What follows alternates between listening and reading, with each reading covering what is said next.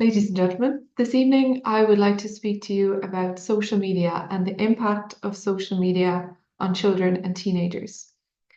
To me, it seems kind of obvious that as things stand, children are probably, on the balance of things, being impacted more negatively than positively by social media. When I think back to myself when I was 11, 12, 13 years old, I'm quite glad that my social media use was minimal, even though I did use some platforms like YouTube and Facebook. But there just wasn't really that much to do online when I was that age. There was a limited amount of content on the internet 15 years ago. These days, however, you could spend all day, every day online and never run out of new content with magical algorithms that continuously present us with something new that we're at least somewhat, maybe kind of interested in. Whether or not this is good for adults like me is one question, but another issue entirely is whether or not this kind of social media use is good for children and teenagers. Perhaps we need to ask the question, is this even harmful for them? Well, one person who certainly thinks that social media platforms are very dangerous for children is the Prime Minister of Australia, Anthony Albanese. He recently announced that Australia will be introducing what it calls a world-leading package of measures that could become law next year. In Australia, as with other places around the world, there has been growing concern amongst parents about the dangers of social media. And many people are convinced that social media is extremely harmful for children.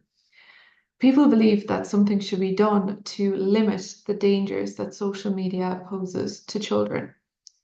This is why Australia is now set to bring in an outright ban on social media for under 16s. This ban is a reaction to anxiety about how to control social media use amongst children and teenagers. When talking about the ban, Prime Minister Albanese cited the risks to physical and mental health of children from excessive social media use. In particular, he spoke about the risks to girls from harmful depictions of body image and misogynistic content aimed at young boys. The Australian government's plan to ban children from social media platforms, I'm talking about X, TikTok, Facebook, and Instagram, until their 16th birthdays, is politically very popular. Some say that it is too simple, though, and that it is practically unenforceable, which I'll come back to later. Before we look at exactly what is being proposed by the Australian government, let's look at some statistics about social media use amongst children and teenagers. Children today are growing up in a world where the internet and social media are at their fingertips from an early age. Apps like TikTok and YouTube provide endless entertainment, education, and social interaction. We've all seen teenagers glued to their phones. We see them using their phones constantly on the bus, in the shops. Even when they're spending time with friends, they're still on their phones. But how many hours are they actually clocking up on their devices? A study in the US found that screen time is highest amongst 11 to 14-year-olds. And the average 11 to 14-year-old has a screen time of 9 hours per day. 93% of teenagers in the United States say that they use social media. And it seems that the age at which children start using social media is getting lower and lower too. A study was carried out by Ofcom recently in the UK, and it found that 24% of 5 to 7-year-olds own a smartphone, and 30% of them use TikTok, and 22% of them use Instagram. But what are the rules surrounding social media use for under 16s around the world? Is the ban being proposed by the Australian government something new, or do similar rules exist in other countries? Well, there are certain rules in place in other parts of the world, though none of them go quite as far as the one being proposed in Australia, as I will explain later. So let's look at Europe first.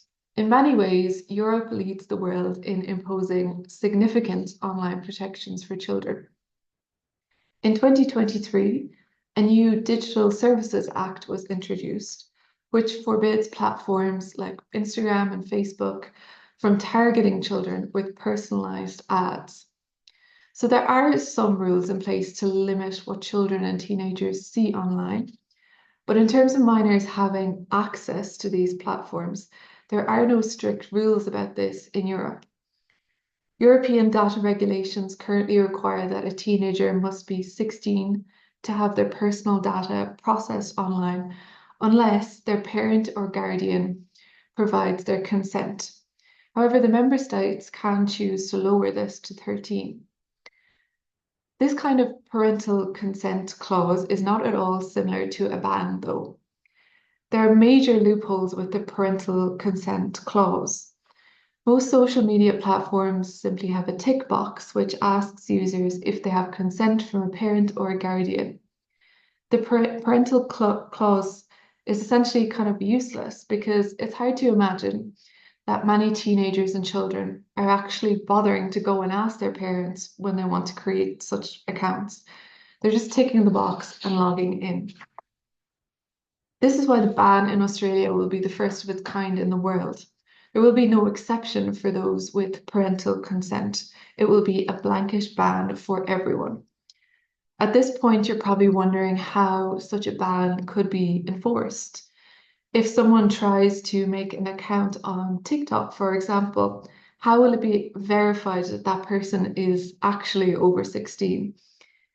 Age limits have been in place for a long time on social media. Facebook, for example, has required users to be aged 13 and over for many years.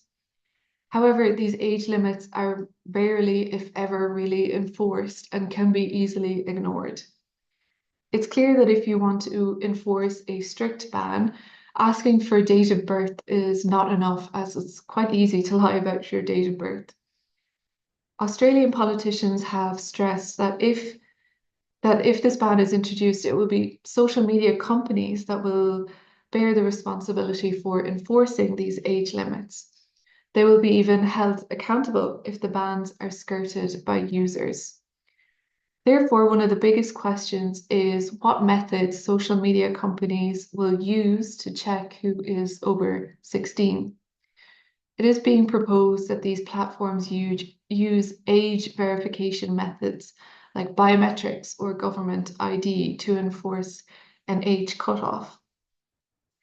These are two of the methods that will be trialled in Australia if the ban goes ahead, and it will be the first jurisdiction to try these kinds of methods. There are other options such as artificial intelligence and age estimation based on facial features, but this kind of technology is flawed and very unreliable. This ban, therefore, will require buy-in from big tech.